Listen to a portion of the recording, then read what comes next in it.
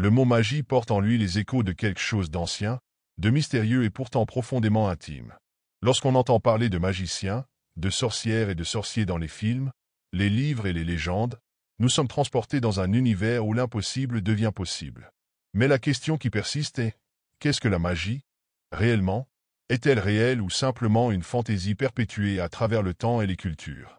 Serions-nous, simples humains, capables d'influencer notre réalité matérielle uniquement par la puissance de l'esprit? C'est la première question que tout chercheur sincère se pose en explorant ce sujet. Pour y répondre, nous devons abandonner les conceptions fantastiques qui se sont accumulées au fil du temps. La magie n'est pas, comme beaucoup le pensent, un spectacle pyrotechnique ou un simple mouvement de baguette. Elle est avant tout un chemin de découverte de soi. Pensez à la vie quotidienne. Combien de fois avez-vous ressenti un malaise en présence de certaines personnes ou dans des lieux spécifiques, comme si quelque chose d'invisible flottait dans l'air? Peut-être qu'une musique a résonné, déclenchant soudainement un tourbillon d'émotions qui vous a emporté vers des recoins intérieurs que vous préféreriez ne pas visiter. Ces expériences ne sont pas anodines. Elles révèlent que nous sommes en permanence influencés par des énergies, des vibrations et des émotions qui imprègnent tout ce qui nous entoure. La magie commence précisément ici, dans la prise de conscience que le monde n'est pas simplement une collection d'objets solides, mais un champ vibratoire où tout interagit avec tout. Notre univers physique tout entier repose sur une danse énergétique aux vitesses vibratoires variées. Ces variations sont perçues par nos sens sous forme de couleurs, de sons, de sensations, de formes, et bien plus encore. Ce jeu de lumière et de couleurs qui compose notre existence est entièrement façonné par les schémas mentaux que nous entretenons en nous-mêmes. En d'autres termes, notre vie et les événements que nous vivons sont des manifestations extérieures des émotions que notre conscience génère à travers l'interaction de deux mondes distincts, notre monde intérieur et le monde extérieur. Dans son essence la plus pure, la magie ne consiste pas uniquement à manipuler la réalité extérieure, mais à transformer le magicien lui-même. C'est un processus de découverte de soi qui exige le courage de plonger en soi, d'interroger ses croyances, ses peurs et ses limitations. Que se passe-t-il en nous? Se reflète dans le monde extérieur, et ce qui se passe à l'extérieur résonne en nous. Ainsi, le véritable magicien cherche à harmoniser ces deux sphères, cultivant un esprit clair et un cœur pur afin d'agir comme un canal entre le ciel et la terre.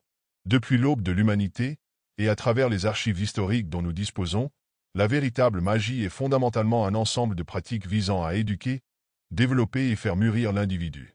Ce processus lui permet de se connaître, de comprendre sa véritable nature et de réaliser que toute sa réalité est régie par des schémas vibratoires qui se traduisent en états spécifiques de conscience.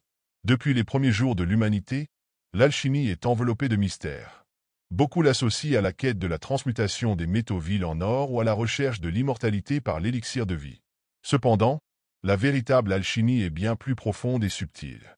Elle transcende le domaine physique et englobe un voyage intérieur qui conduit le pratiquant vers la connaissance de soi, la transcendance et la compréhension que la véritable transformation se produit dans la conscience. L'alchimie enseigne que l'être humain est composé de trois aspects fondamentaux, le corps, l'esprit et l'âme. Ces trois aspects sont interconnectés, et leur équilibre est la clé de l'épanouissement personnel. Ainsi, l'alchimiste ne cherche pas à transformer les éléments extérieurs, mais commence par harmoniser ces aspects en lui-même. Le corps. Le corps physique est la base de l'existence humaine, la structure qui soutient nos expériences dans le monde matériel.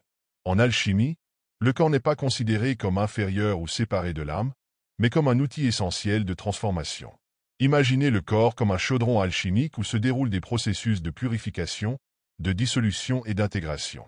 Il est le point de départ du voyage, le réceptacle où les énergies denses peuvent être travaillées et raffinées. Une alimentation équilibrée, des pratiques physiques et le respect des rythmes naturels de la vie sont les clés d'un corps sain. L'esprit. L'esprit est le laboratoire de l'alchimiste. C'est en lui que commencent les véritables processus alchimiques. La pensée humaine est extraordinairement puissante, capable de créer et de détruire, d'élever ou d'emprisonner. Cependant, l'esprit est souvent dominé par des schémas de pensée qui entravent l'évolution. Pensées négatives, croyances limitantes et peurs. Ce sont les plombs mentaux qui doivent être transmutés. Grâce à la méditation, à l'auto-analyse et à la culture de vertus comme la patience et l'amour, l'esprit se raffine, devenant de plus en plus réceptif aux vibrations supérieures. L'âme. L'âme est le véritable or, éternelle, immuable et parfaite, elle est un fragment du tout. Elle n'a pas besoin d'être transformée, mais révélée. Pour cela, l'alchimiste doit retirer les couches d'ignorance qui obscurcissent sa lumière. La connexion avec l'âme survient lorsque le corps et l'esprit sont en harmonie, fonctionnant comme un canal pur où l'énergie divine peut circuler librement. Les alchimistes décrivent le voyage de transformation à travers différentes étapes, à la fois physiques et métaphoriques. Explorons les principales. Nigredo, l'œuvre au noir. Le commencement du processus, où l'on affronte ses ombres et ses limitations. C'est une phase de dissolution où l'ego commence à se déconstruire pour laisser place à une nouvelle construction. Elle est douloureuse, mais nécessaire. Albedo, l'œuvre au blanc. Après l'obscurité vient la purification. C'est un état de clarté où le chercheur commence à percevoir la lumière qui a toujours été présente, mais cachée par des impuretés. C'est le moment de la reconnexion avec l'essence divine. Citrinita, l'œuvre au jaune. Un stade d'illumination où l'âme de l'alchimiste commence à rayonner de sagesse. Les leçons des étapes précédentes sont intégrées, et l'individu devient plus conscient de son rôle en tant que co-créateur de la réalité. Rubedo, l'œuvre au rouge. L'aboutissement du processus alchimique. C'est l'union du corps, de l'esprit et de l'âme, où l'alchimiste atteint enfin la réalisation complète. Le plomb est transformé en or, et la conscience lourde laisse place à l'illumination. En pénétrant le domaine de la véritable magie, l'initié commence à comprendre que tout ce qu'il vit, qu'il soit bon ou mauvais, est la conséquence de ses propres actions. Car en vérité, nous sommes tous des magiciens à différents stades d'évolution. Prendre conscience de cela a une double facette.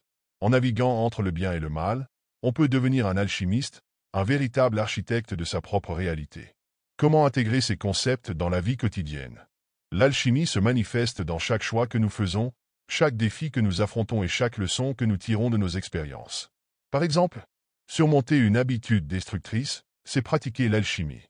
Transformer la colère en compassion, la tristesse en acceptation, c'est raffiner notre plomb intérieur. En nous connaissant à travers nos expériences physiques, nous acquérons le pouvoir d'élever notre conscience, de comprendre pleinement la loi de cause à effet et d'influencer la matière à travers les transformations émotionnelles que nous apprenons à produire grâce à l'alchimie. Un art intemporel capable de transmuter le plomb de la conscience en or. Paracelse, l'alchimiste de la médecine. Philippus Aureolus Theophrastus Bombastus von Hohenheim, connu sous le nom de Paracelse, était un médecin, alchimiste et mystique de la Renaissance. Il révolutionna la médecine en introduisant des concepts issus de l'alchimie et de l'énergie vitale, défiant les pratiques traditionnelles de son époque. Paracelse considérait que la santé résultait de l'équilibre entre le corps, l'esprit et l'âme, et voyait l'univers comme une pharmacie divine, où toutes les maladies pouvaient être guéries si le magicien savait interpréter les secrets de la nature. Il fut le premier à décrire la doctrine des signatures, selon laquelle la forme et les caractéristiques des plantes ou des minéraux révèlent leurs propriétés curatives. Son célèbre adage « Celui qui ne sait rien de lui-même ne sait rien de l'univers » résume sa croyance selon laquelle la connaissance de soi est la clé de toutes les découvertes. Cornelius Agrippa, le savant de l'occulte. Heinrich Cornelius Agrippa, 1486 à 1535, était un philosophe, alchimiste, théologien et magicien de la Renaissance qui influença profondément la pensée ésotérique occidentale. Son œuvre la plus célèbre, De Occulta Philosophia, est l'un des textes majeurs sur la magie cérémonielle, abordant des thèmes comme l'astrologie, la kabbale, l'alchimie, les interactions entre le monde spirituel et matériel. Agrippa voyait la magie comme une science sacrée, révélant le lien entre l'humain et le divin. Pour lui, l'univers était une manifestation vibrante de correspondance, où chaque élément physique reflétait un aspect spirituel. Son influence a marqué la magie cérémonielle et les études mystiques pour les siècles à venir. John Dee, l'astrologue et magicien de la reine. Conseiller de la reine Élisabeth, John Dee fut l'une des figures les plus énigmatiques du XVIe siècle. Astrologue, mathématicien, alchimiste, explorateur des royaumes spirituels. Il cherchait à comprendre les langages angéliques et prétendait recevoir des messages directs d'êtres célestes qu'il consigna dans son Liber Loget, le livre de la parole de Dieu. Parmi ses plus grandes réalisations, il développa la magie énochéenne, un système combinant langue divine, table magique et invocation, qu'il voyait comme un moyen de communiquer directement avec les anges afin d'accéder à la connaissance divine pour le bien de l'humanité. Malgré son génie, il connut une existence faite d'extrêmes, oscillant entre la reconnaissance scientifique et la suspicion liée à la magie. Helena Blavatsky, la gardienne de la sagesse ancienne. Au VIe siècle, Helena Petrovna Blavatsky apporta les traditions ésotériques orientales en Occident. Cofondatrice de la Société théosophique, elle consacra sa vie à explorer l'unité sous-jacente à toutes les religions et croyances. Ses œuvres majeures, la doctrine secrète, Isis dévoilée, présentent une vision grandiose du cosmos, où science, spiritualité et magie convergent. Blavatsky affirmait que la sagesse ancienne transmise par les grands magiciens et mystiques était la clé de l'évolution spirituelle de l'humanité. Elle croyait que tout être humain peut accéder au royaume supérieur de l'existence, à condition de percer les voiles de l'ignorance. Eliphas Lévi, le père de la magie moderne. Né Alphonse Louis Constant, 1810 à 1875, Eliphas Lévi est considéré comme le père de la magie moderne. Son ouvrage Dogmes et rituels de la haute magie popularisa la magie cérémonielle et réintroduisit l'image du magicien comme philosophe spirituel, et non simplement comme praticien de rituels.